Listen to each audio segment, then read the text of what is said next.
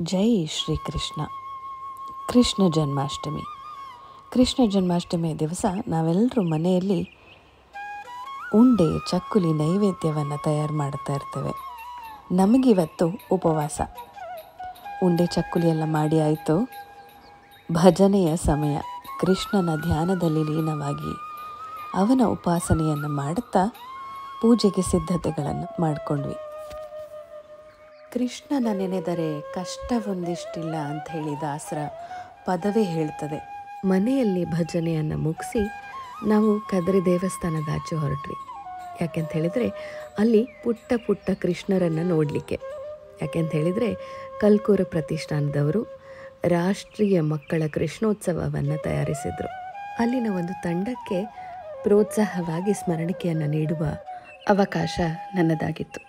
ಹಾಗೆ ಮಧ್ಯರಾತ್ರಿ ಹೊತ್ತು ಕೃಷ್ಣನ ಆಗಮನದ ಪ್ರಯುಕ್ತ ನಮ್ಮ ಪೂಜೆ ಮುಗಿಸಿ ಅಷ್ಟಮಿಯನ್ನು ಆಚರಿಸಿದ್ವಿ. ಅಂದಹಾಗೆ ನಿಮ್ಮ ಮನೇಲಿ ಅಷ್ಟಮಿ ಗೌಜಿಯ ತಿಳಿಸಿ ಆಯಿತಾ? ಇನ್ನೊಮ್ಮೆ ಸಿಗೋಣ. ರಾಮ್ ರಾಮ್.